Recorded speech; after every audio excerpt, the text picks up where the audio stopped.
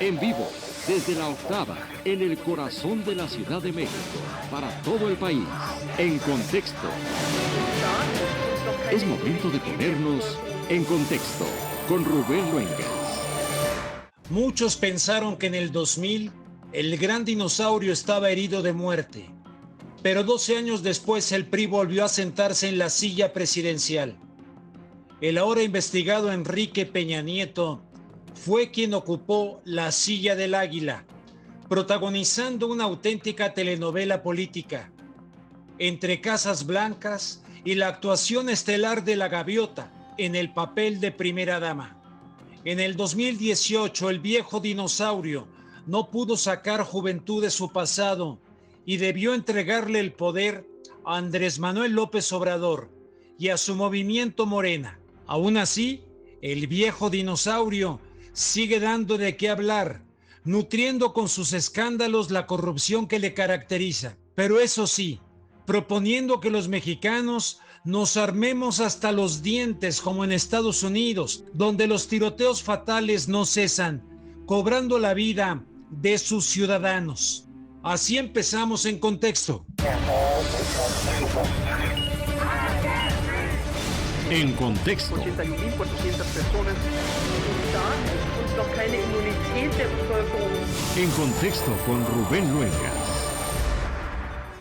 Estimados amigos, ¿cómo están? Muy buenas noches, bienvenidos a En Contexto, en este espacio de la octava, y ya lo escucharon ustedes, vamos a tratar dos temas. ¿Qué está pasando con el dinosaurio?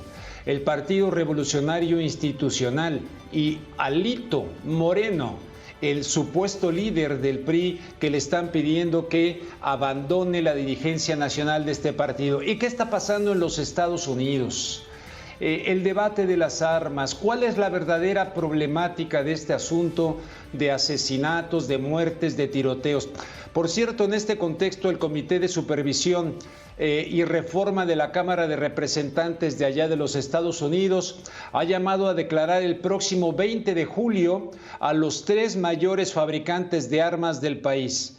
Esto luego del tiroteo que dejó 7 muertos en el desfile del 4 de julio en Highland Park, en el estado de Illinois. Los investigadores confirmaron que el sospechoso compró el arma del tiroteo, un rifle de alto calibre, de manera absolutamente legal, y que además tenía otras armas de fuego que también adquirió legalmente. Agradezco esta noche aquí en Contexto la presencia de Laura Carson. Laura es analista política y directora de Americas.org, que nos acompañe para hablar acerca de la violencia allá en los Estados Unidos. Laura, me da mucho gusto saludarte. Muy buenas noches. Igualmente, gracias, Rubén. Ay, qué tema. Es un tema verdaderamente candente. Primero te quisiera yo preguntar, ¿qué le dirías tú a las personas que en Estados Unidos sostienen que todo esto de estos tiroteos de alguna manera son manufacturados intencionalmente porque manejan esta teoría ellos, ¿no? Quieren desarmar al pueblo para establecer una especie de no democrático sistema, sino de una cuestión más tiránica a los Estados Unidos? Muchos estadounidenses piensan así.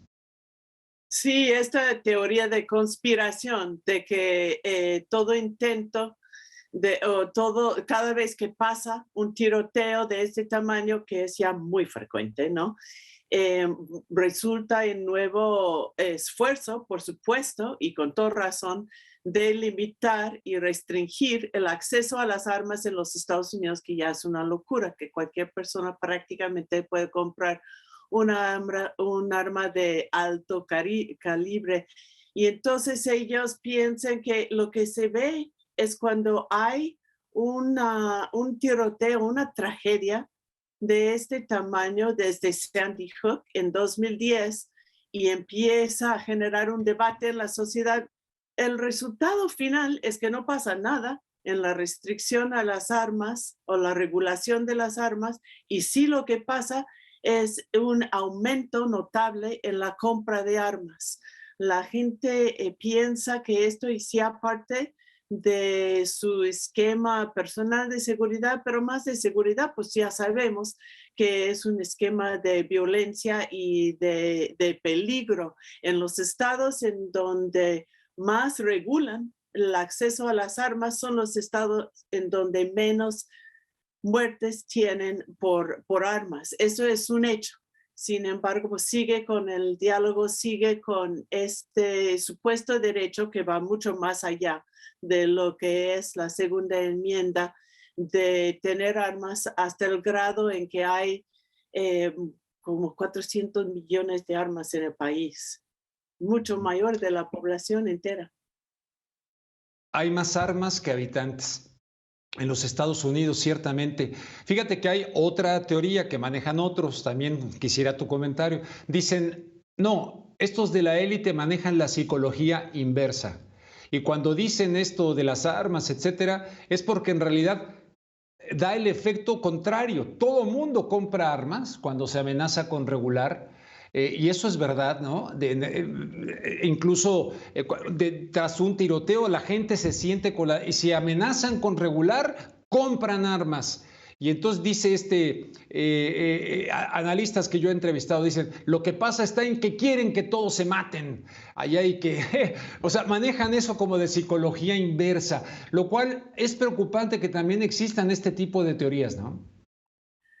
Pues sí, es preocupante. Yo creo que sí hay que decir que hay un segmento bastante grande y sobre todo las y los jóvenes ya en los Estados Unidos que están hartos de la violencia con armas y que sí está creciendo. De hecho, en las encuestas sigue habiendo una mayoría que quieren regulación de acceso a armas y sobre todo a estas armas de alto calibre que antes sí estaban regulados, ¿no? Antes de 2004 y que ahora desde que se desreguló por completo, que se puede comprar en cualquier tienda de armas, es cuando vemos esta alza tan importante de homicidios con armas y de tiroteos masivos, lo que llaman mass shootings, que implica que hay 4 víctimas, por lo menos más que el asesino. Entonces, pues esto está creciendo, pero sí hay un movimiento, pero no ha podido con los conservadores que insisten en bloquear y con el lobby, el cabildeo de las empresas de armas. Por esto tienen una responsabilidad. Son totalmente conscientes de que están produciendo una cantidad de armas que va mucho más allá de cualquier demanda razonable. Están conscientes incluso que los están traficando a otros países. Ahí está la demanda del gobierno de México contra ellos, diciendo que están fomentando de alguna manera este mercado negro, pero se lavan las manos de cualquier responsabilidad. Esa es la situación en que está Estados Unidos y a pesar de que cada vez hay no solo una indignación, pero un creciente miedo por parte de la ciudadanía que dice, si no podemos enviar a nuestros hijos e hijas a la escuela, si no podemos ir a un desfile de 4 de julio tradicional, si no podemos ir al supermercado en nuestra colonia, pues, ¿qué podemos hacer en este contexto? Esto sí es una realidad, pero no se ha podido traducir en un cambio de las políticas públicas para poner hasta aquí a esta situación de violencia. Fíjate, Laura, aquí compartiéndole a la audiencia que nos hace favor de sintonizarnos, lo he vivido de manera personal. Un día me habla mi esposa allá en los Estados Unidos de la escuela a la que asistía mi hijo, una escuela de sistema Waldorf, y resulta que de repente estamos todos aquí con la policía, pecho tierra, tirados, maestros, alumnos, porque hubo un tiroteo. El corazón late enormemente. Afortunadamente había sido fuera de la escuela, no dentro de la escuela, y la policía fue a proteger a los estudiantes, pero puedo decirle a la audiencia que es una experiencia verdaderamente aterradora.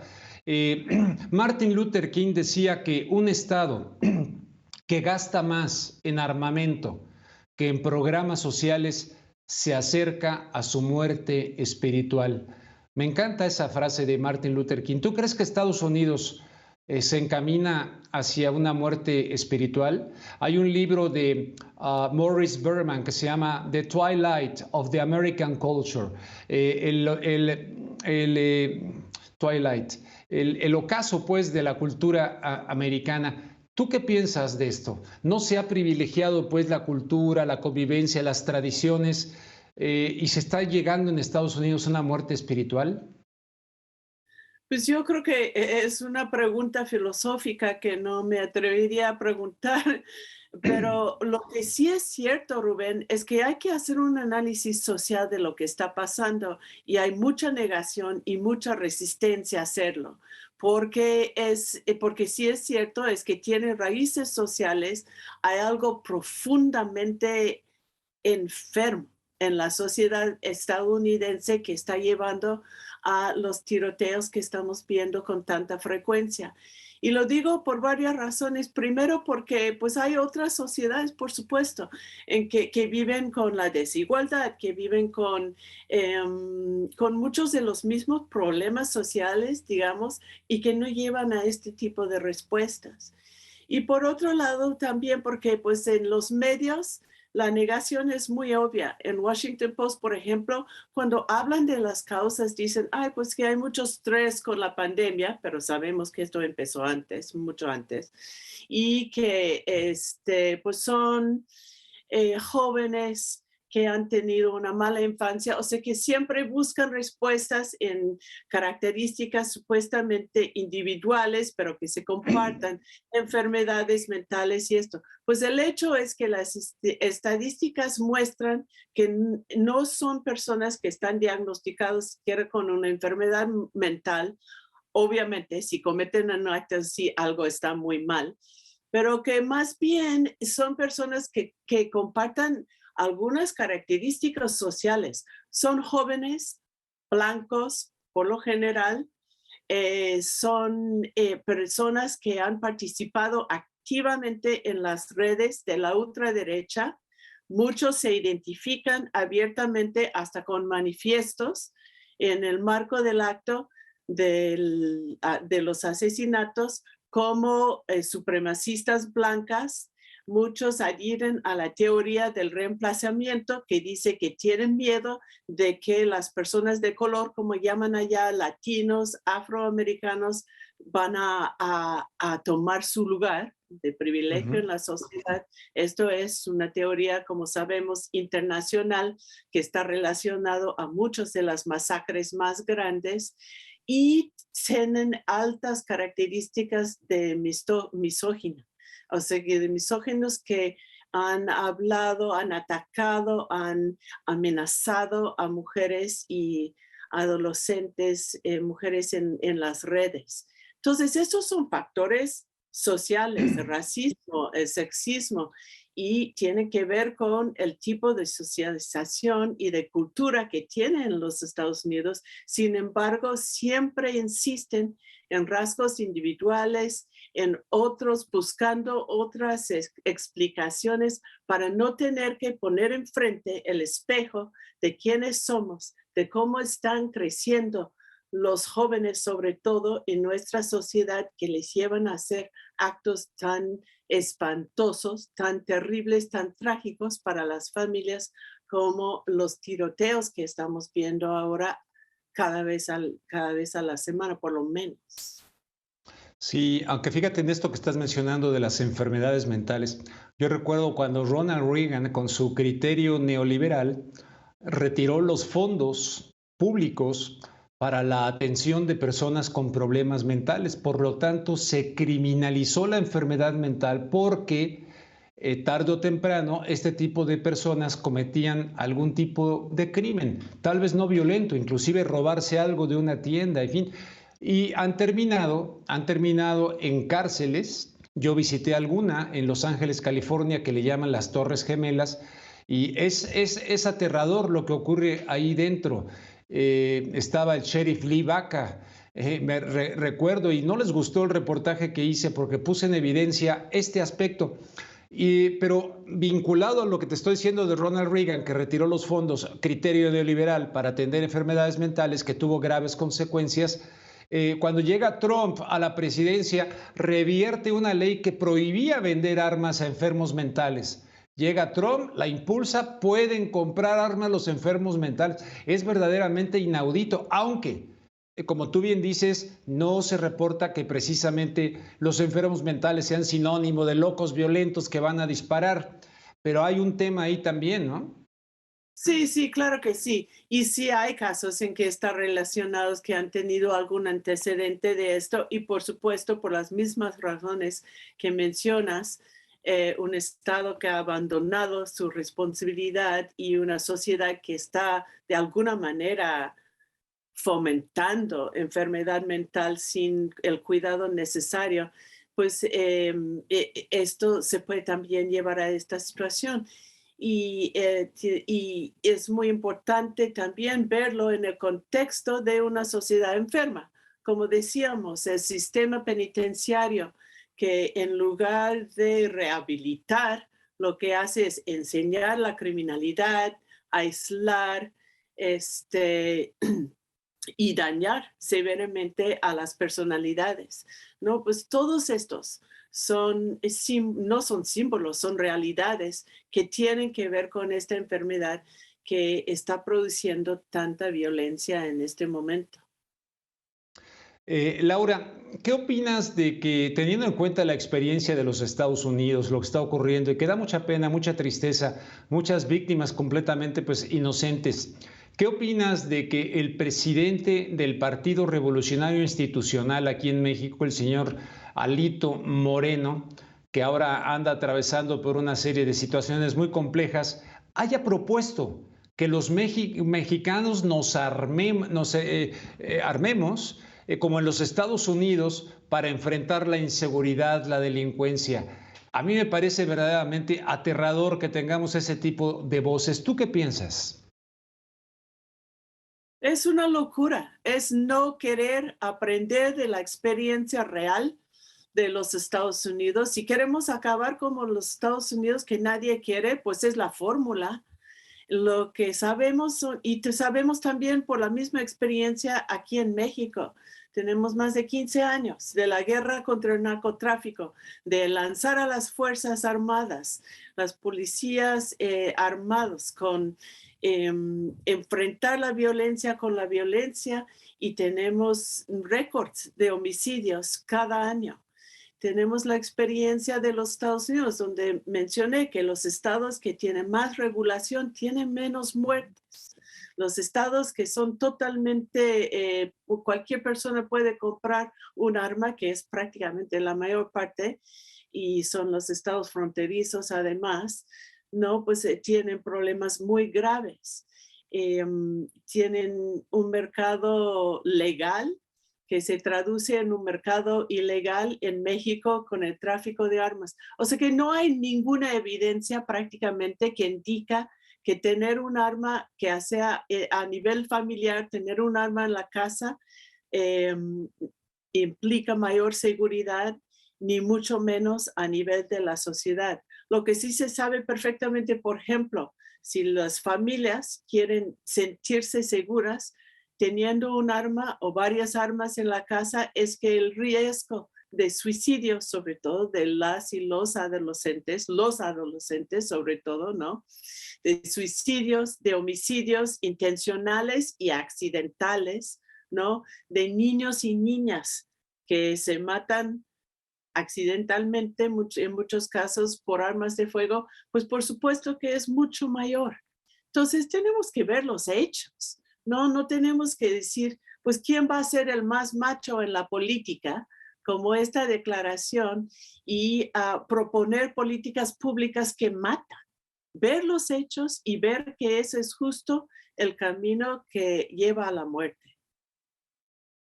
Totalmente de acuerdo contigo. En este contexto pongo también lo que alguna vez proponía el Partido Verde Ecologista, que para mí no tiene nada de verde ni de ecologista, y que anda ahí como prostituta acostándose con los diferentes partidos políticos, es mi opinión, que proponía la pena de muerte aquí en México también, para erradicar el tema de la violencia. Oye, Laura, finalmente, ¿cómo ves qué puede llegar a ocurrir legislativamente hablando allá en los Estados Unidos, pero sobre todo con la resistencia de los republicanos que ven como sagrado esta adicción a las armas que tienen? Muy poco. Yo creo que todavía no llega a un punto en que la opinión pública puede tener un impacto en Washington para realmente hacer algo, a pesar de la proliferación, como he dicho, de evidencias de que hay que hacer algo. Lo único que han logrado aprobar hasta ahora es una revisión para jóvenes que compran armas de 18 años. ¿Por qué están comprando armas a los 18 años los jóvenes si ni siquiera pueden ir a un bar hasta los 21 armas, ¿no? Sí, Son exacto. cosas extremadamente limitadas lo que han logrado y no está nada claro que se puede lograr. Luego está, pues, obviamente totalmente politizado el debate y vemos unos indicios muy preocupantes de que no solo son estas personas, pues no solo se están armando por las razones de siempre, sino que hay una parte de la ultraderecha que sí se está preparando para otro intento de golpe de Estado, que siente que va a tener que pelear para crear el Estado supremacista blanca, misógino, que es lo que quieren, patriarcal, que es lo que quieren. Y se están armando también por estas razones. Son muy organizados. No es un caso en que esos tiroteos son de individuales que no tienen vínculos ni a la política ni a otras organizaciones. Sí lo tienen, ¿no? Que las organizaciones en el momento no van a defenderles. Entonces, pues es una situación muy peligrosa y no vemos la salida en este momento.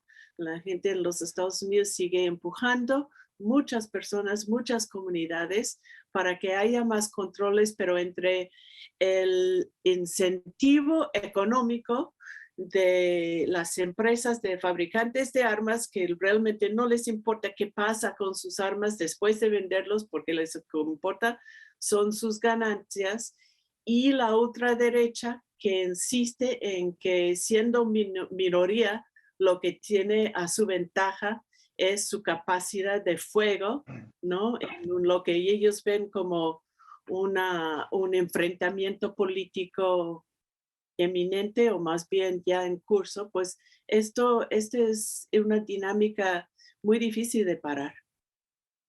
Laura Carlsen, te agradezco muchísimo que participaras con nosotros acerca de este tema realmente importante, no solamente para Estados Unidos, sino también para nosotros, y particularmente me ha preocupado mucho que ante el aumento también de este supremacismo blanco y la crítica a los inmigrantes latinoamericanos, pues que esas armas cada vez más parecen estar apuntando también en contra de la comunidad migrante, ¿no? Sí, claro que sí, ahí lamentablemente ya hay muchos ejemplos y casi seguramente van a ser más. Tenemos que reflexionar mucho. Te mando un fuerte abrazo, Laura Carlsen. Gracias por participar en Contexto en este espacio de La Octava. Fuerte abrazo. Gracias. Ha sido Laura Carlsen, estimados amigos.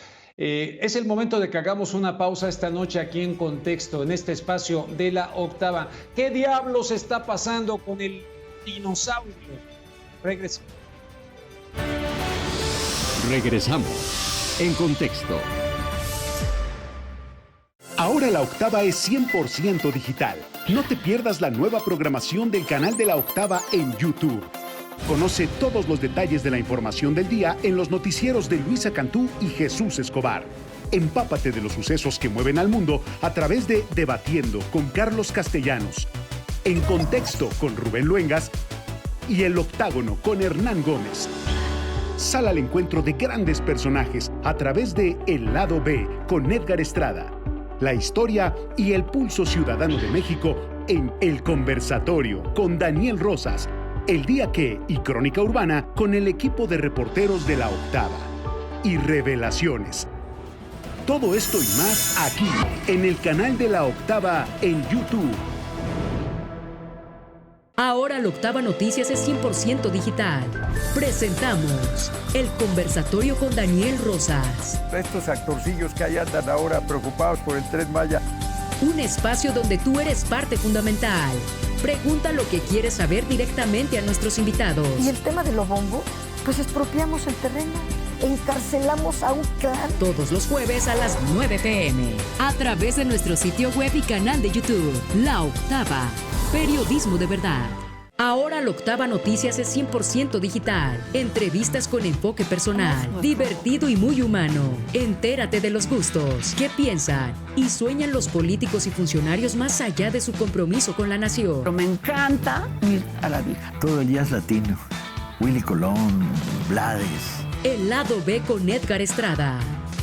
Todos los miércoles a las 8 p.m. a través de nuestro sitio web y canal de YouTube. La Octava. Periodismo de verdad. Continuamos en contexto. Estamos de regreso, amigos, y a propósito del tema con Laura Carson, pues recordarán ustedes, ¿no? Ayer viernes, un tiroteo y las escenas pues dramáticas de en Missouri, sacando a pacientes, personal médico, gente que visitaba el hospital allá en Missouri, o sea que un tiroteo más, por si no fueran suficientes allá en la Unión Americana. ¿Qué está pasando? ¿Qué diablos pasa con el dinosaurio? El Partido Revolucionario Institucional, que muchos pensábamos que en el 2000 pues prácticamente estaba herido de muerte, pero que regresó tras la docena trágica del Partido Acción Nacional. Muy lejos han quedado aquellos años en que el PRI gobernaba todos los estados del país sin oposición, el carro completo famoso. Hoy trata de resolver sus conflictos internos para poder sobrevivir. Voy con mi compañera Gabriela Díaz. Escenario de destapes, de triunfos sin oponentes, de la llamada cargada, la sede nacional del PRI dejó de ser el espacio del ritual político. El edificio de la fuerza política que gobernó al país por más de 7 décadas, de forma ininterrumpida, es un gigante que ocupa una manzana. Sus 3 edificios son el fiel reflejo de lo que fue. Entre 1929 y 1989, el otrora partido sin oposición, gobernando las 32 entidades federativas y la Presidencia de la República. Vallas y personal de seguridad rodean la esquina de Insurgentes Norte, en Buenavista. Una caseta de vigilancia impide el paso de esas fuerzas vivas que en los últimos años abandonaron al tricolor. Para muestra, un botón. El nonagenario partido registra hoy su mínima expresión política. Tan solo en los últimos 2 años perdió más de 5 millones de militantes, cerca del 80% de sus simpatizantes, algunos fieles seguidores, otros muestra del poderío del acarreo y el clientelismo que ejercieron sus gobernadores para acompañar y mostrar el músculo. Las matracas, el confeti, las mantas, las porras de los líderes de vendedores ambulantes, de los setemistas, los numerosos contingentes de los ferrocarrileros y petroleros que no podían faltar, abarrotaban la explanada Benito Juárez. Testigos de piedra las estatuas de Plutarco Elías Calles, Lázaro Cárdenas y Jesús Reyes Heroles, artífices del partido de Estado, del monopolio del poder político. El busto de Luis Donaldo Colosio llegaría después. Mientras, en el edificio Adolfo López Mateos se amarraban los acuerdos, se mantenía la férrea disciplina partidista y el reparto de cuotas legislativas para los sectores. Y en el auditorio Plutarco Elías Calles, con capacidad para 200 invitados, la celebración, los abrazos y el ritual a la personalidad. A 93 años, el paso del tiempo hace grietas, fisuras, pero no solo físicas, sino internas en la organización y liderazgos del Partido Revolucionario Institucional. El dinosaurio en peligro de extinción o la sobrevivencia de una fuerza política que podría perderlo todo en el 2023. Ahí lo tienen ustedes, estimados amigos, un partido surgido el 4 de marzo de 1929 con Plutarco Elías Calles como Partido Nacional Revolucionario, luego con otros nombres hasta llegar al de Partido Revolucionario Institucional.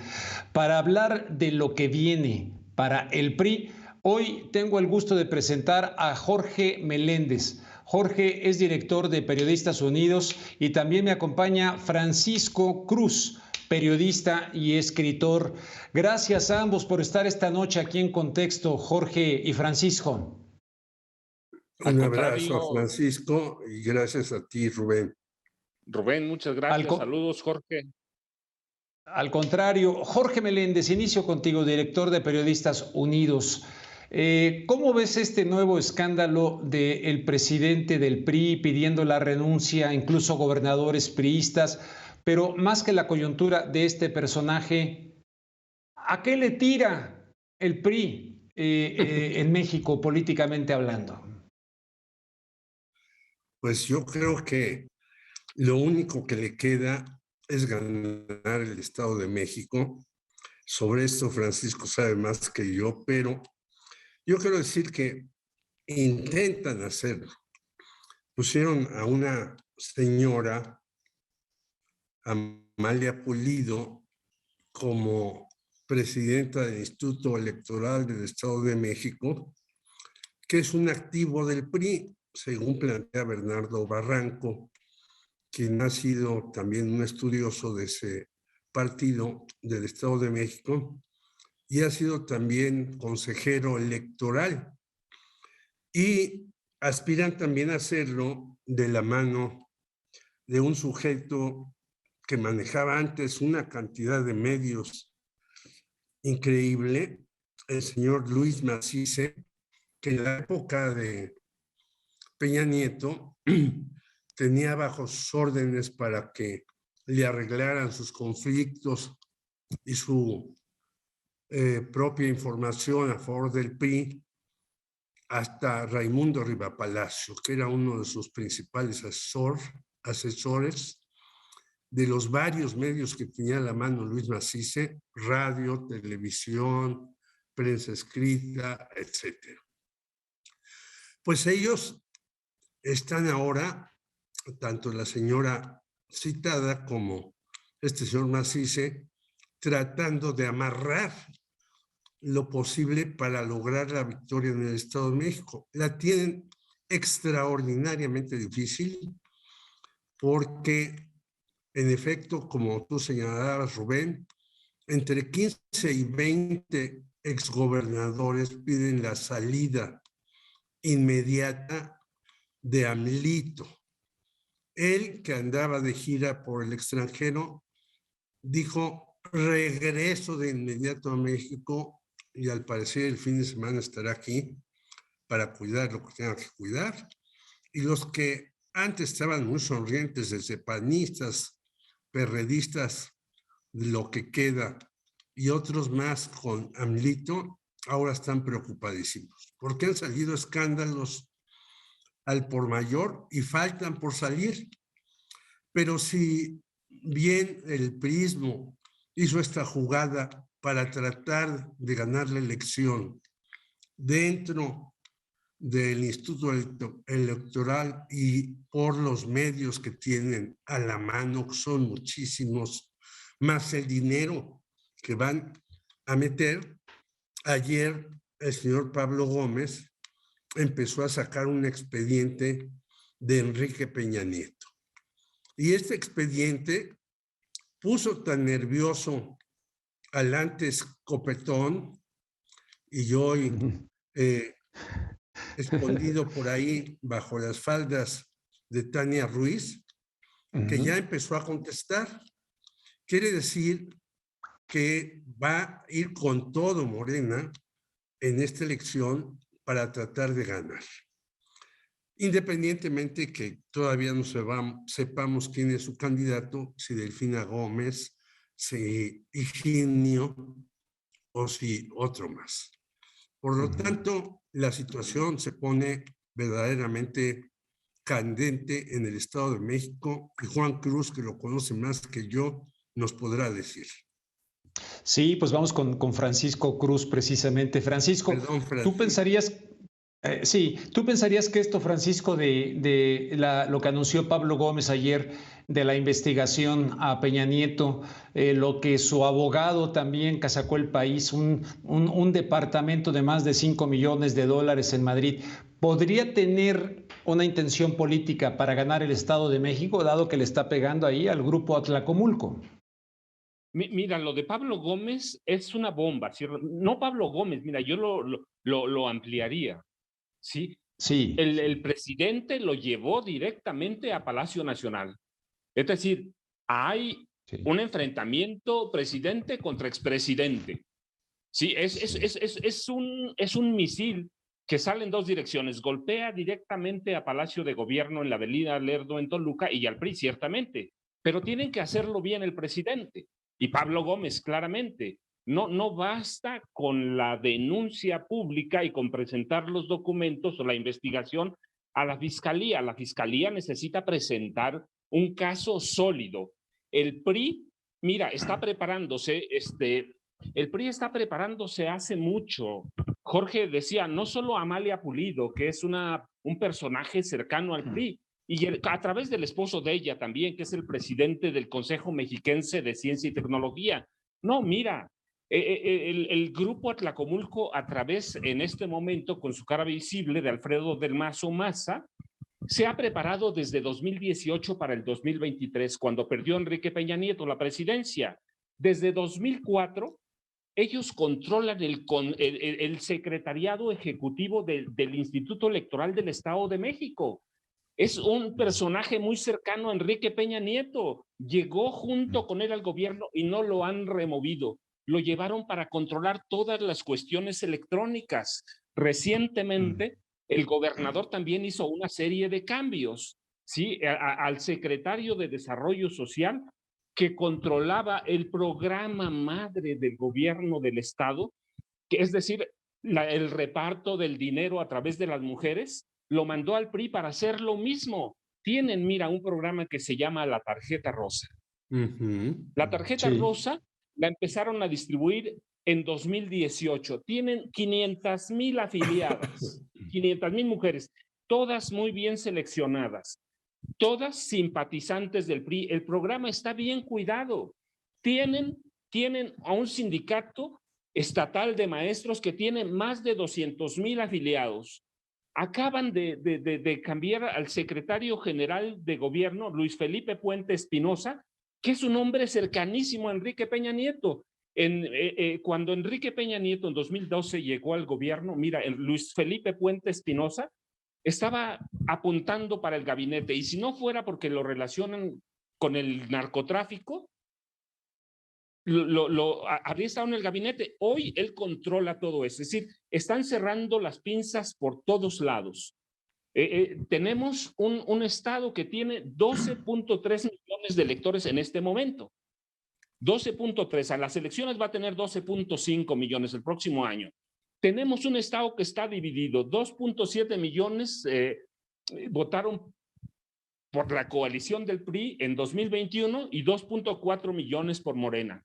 Sí, hay un equilibrio, así que lo que lanzaron ayer es una bomba. ¿Qué tiene? Pues mira, el PRI tiene ahorita varias contras. Primero, le pega lo de Peña, sí, pero más le pega lo que tú dijiste, por ejemplo, en la mañana. Yo vivo en Tierra Caliente, por lo regular.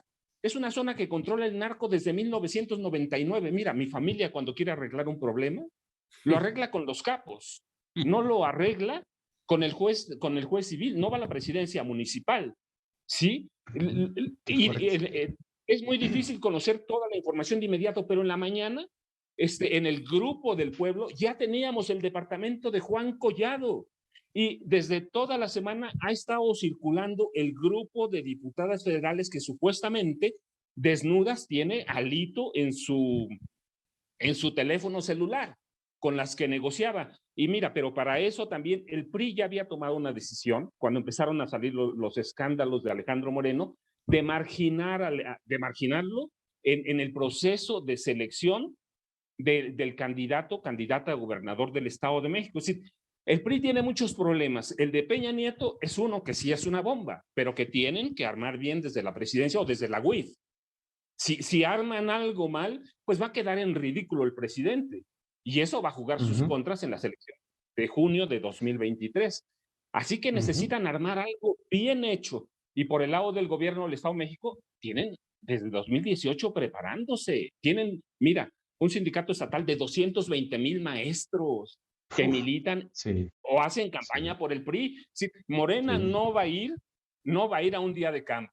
Sí, mira, hay evidencia, había evidencia muy sólida de que en 2017 la maestra Delfina ganó las elecciones, pero las perdió. Y había evidencias muy sólidas de que en 99 Arturo Montiel Rojas perdió las elecciones, pero las ganó. Sí, todavía a mí me parece que hay muchas evidencias de que Morena no entiende cómo funciona el grupo Atlacomulco y hasta dónde es capaz de llegar y cómo trabaja esa élite política y burocrática. Muy fuerte y muy realista lo que estás diciendo, Francisco. Jorge, lo que quieras comentar de lo que dice Francisco, y nada más agregaría el tema de Peña Nieto, esto que presentó ayer Pablo en Palacio Nacional. ¿Qué pasa esto? Porque ha sido enviado a la Fiscalía General de la República y mucha gente dice, ahí se va a atorar con Gers Manero. Bueno, primero añadir algo que se le pasó a Francisco. Ya creó otra tarjeta, el señor Del Mazo, que es la tarjeta campesina, que se supone se las dará a 30,000 personas más. Bueno, yo creo que todo eso que dice Francisco más esta tarjeta campesina cuentan mucho, pero él hizo la reflexión de que hace 6 años seguramente yo anduve por allá, ganó Delfina Gómez. ¿Por qué no reclamó el triunfo Morena? Pues para mí que fue una táctica de López Obrador de decir, yo no voy a hacer ningún desmadre, y la palabra es precisa porque es salirse de madre, es salirse de cauce. Yo no voy a hacer ningún desmadre porque a mí lo que me interesa es la presidencia de la República. Si yo hago ahorita un desmadre con el triunfo de Delfina, pues van a atacarme más los medios. Ahí está otra vez diciendo que le van a quitar la presidencia de la República por esto, por aquello, en fin. Y yo creo que esos organismos que señala Francisco antes tenían una cohesión muy clara y muy férrea y muy sistémica, pero han perdido esos engranes. Los chirridos se oyen hasta Marte. Es como si vamos ahorita al PRI. Yo he estado muchísimas veces en el PRI. Una de las veces que estuve en 88, llegué al PRI para cubrir lo de la campaña de Salinas y Cárdenas, y un señor llamado Francisco Carreño Carlón me dijo, oye, mejijo de la quién sabe qué, ¿te vienes a burlar por nuestra derrota? Eso lo tengo grabado en la memoria y lo he sacado en algunas ocasiones. ¡Qué bárbaro! ¿Qué quiere decir esto? Que desde entonces sabían que eran perdedores, pero se aferraron. Y ahora escribe unas cosas este señor Francisco Carreño Cardón verdaderamente demenciales, que ni algún habitante que no conozca México puede entender. Entonces, lo que yo creo es que en efecto, tiene razón Francisco, tiene que ser una cuestión muy sólida, muy precisa, y no hay que ni siquiera entrarle a toda la serie de trapacerías que hizo el señor Peña Nieto.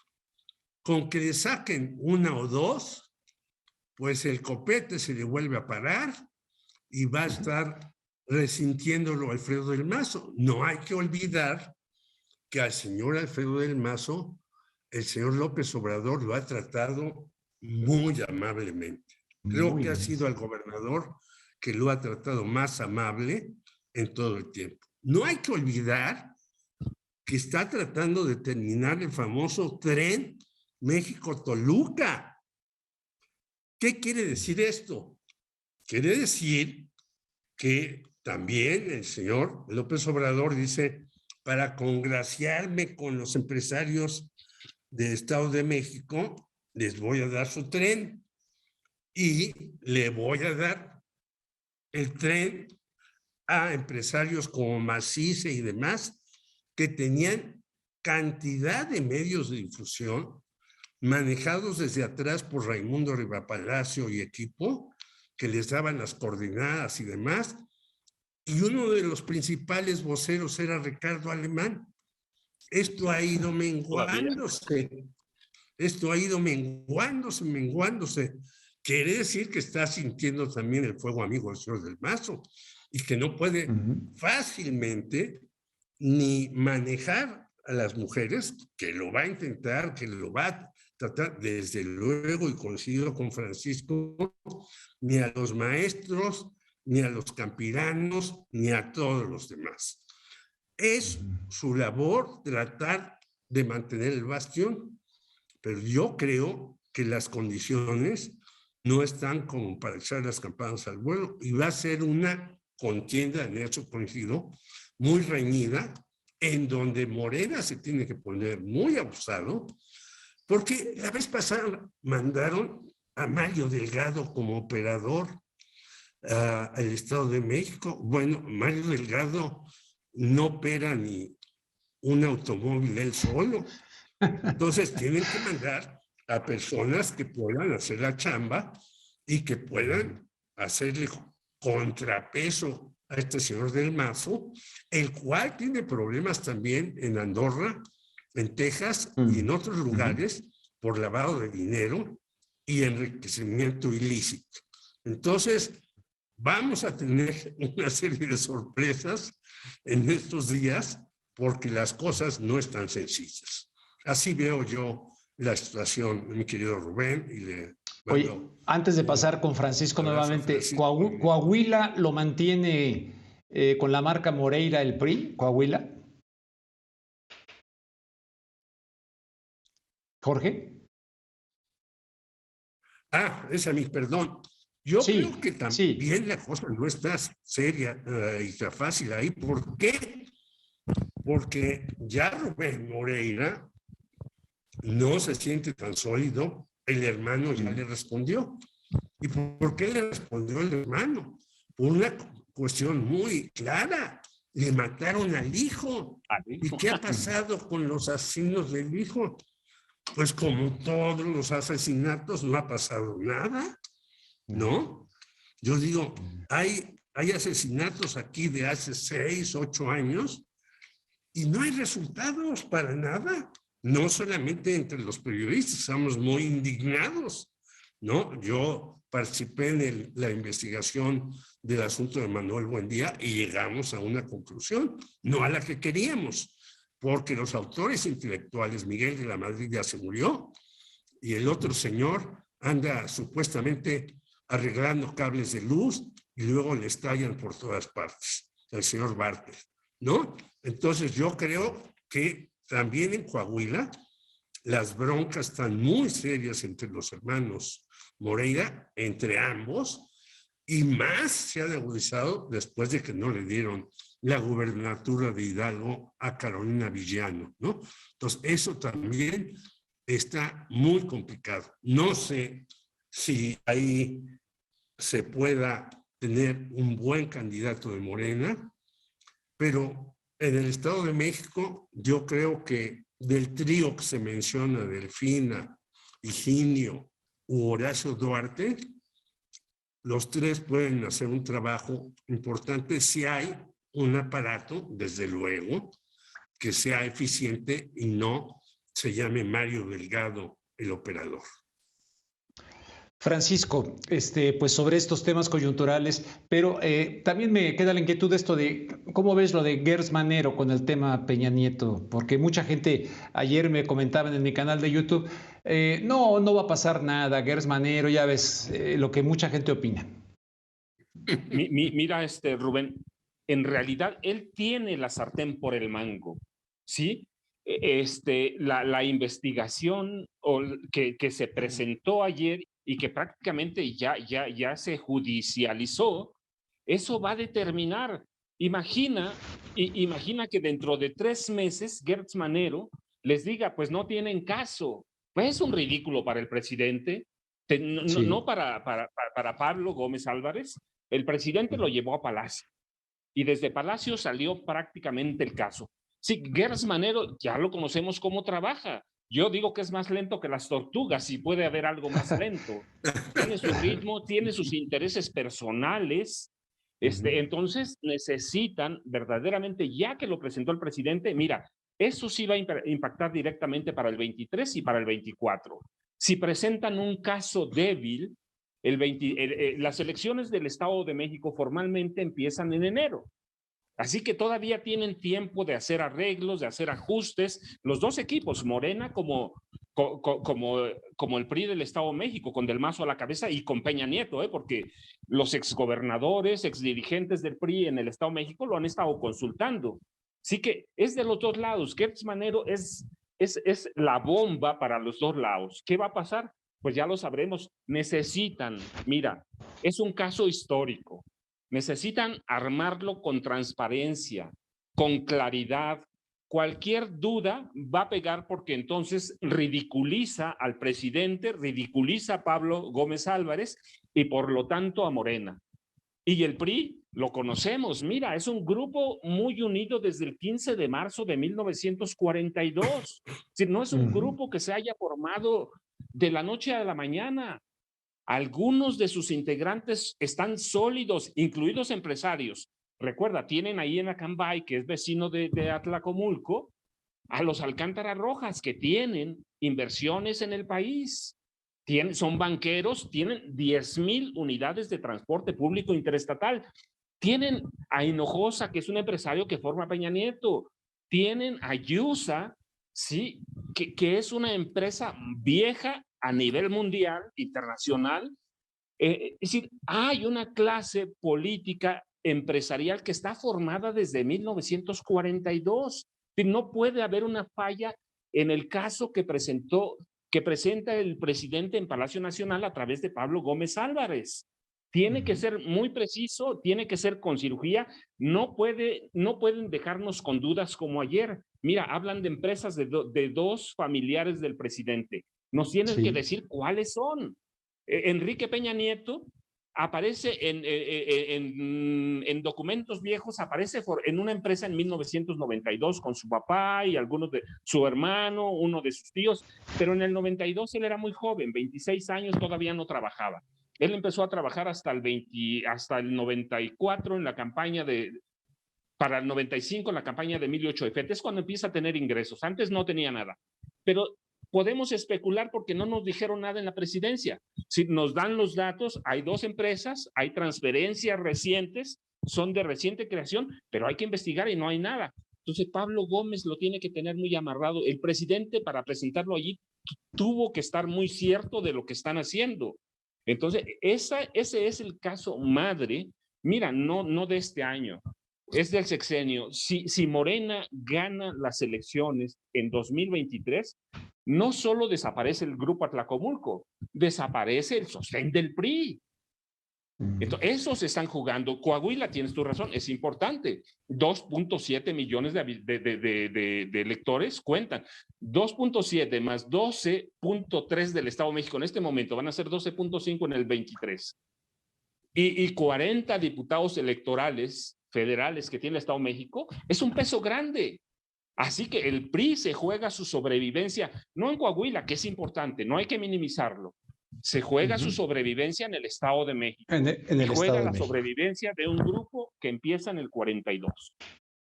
Me quedan 3 minutos de programa y decían que ha tratado muy bien al gobernador del Estado de México, el presidente, pero también ha tratado muy bien a Peña Nieto, incluso agradeciéndole que no haya intervenido en las elecciones, etcétera. ¿Qué quieren concluir, pues, de cara a esta reflexión sobre el PRI de aquí a estas elecciones del 23 y del 24? Jorge Meléndez. Rápidamente, dos cosas. Una, no hay que olvidar que Banamex está en juego. Se la dará a los Hank y con eso romperá la espina dorsal del Estado de México entre banqueros y empresarios.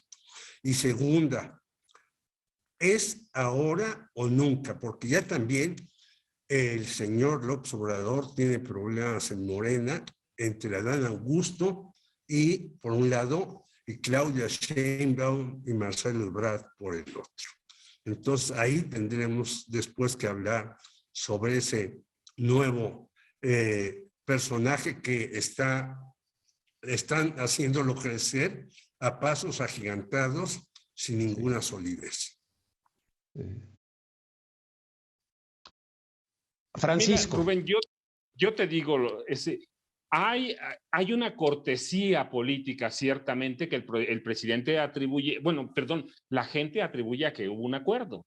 No, me parece que es cortesía. Peña Nieto, ciertamente, López Obrador estaba interesado y tenía que negociar para llegar bien a la presidencia, pero Peña Nieto también tenía miedo de que se desbordara el país. 30 millones de votantes en 2018 eran muchos como para jugarse la estabilidad del país. En enero, ayer rompen todos los protocolos, rompen la cortesía y sueltan un bombazo que ya venía la investigación. Ayer se rompió la cortesía, ya no existe. Se han tratado bien, se van a tratar bien porque es la cortesía política del presidente con el gobernador. Pero ayer el trato, lo que había con Peña Nieto se rompió ayer. Así que, ¿qué esperamos? Pues es una batalla. ¿Por qué? Por la sobrevivencia del PRI y por la sobrevivencia de Morena. Si el presidente no presenta bien este caso y pierde las elecciones del Estado de México en 2023, le da el aire que necesita a lo que hay, a los despojos, a la pepena del PRI.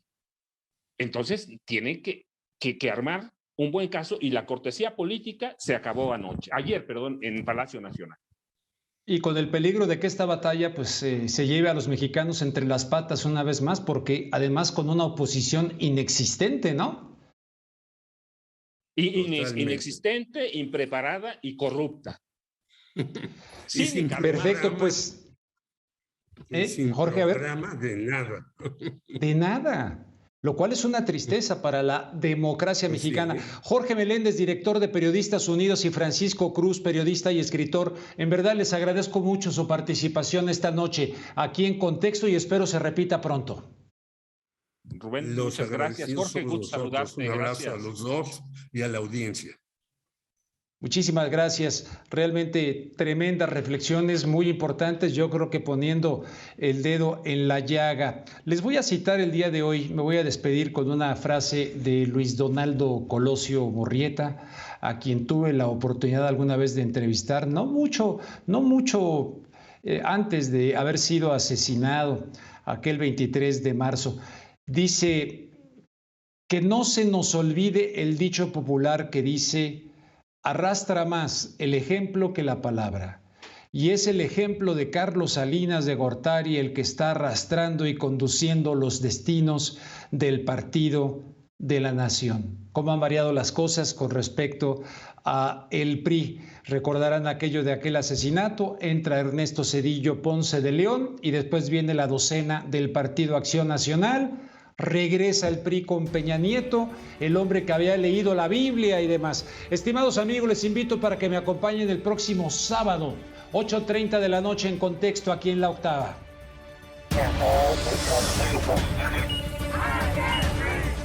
En Contexto. 81.400 personas und noch keine Immunität der Bevölkerung. En Contexto con Rubén Luenga.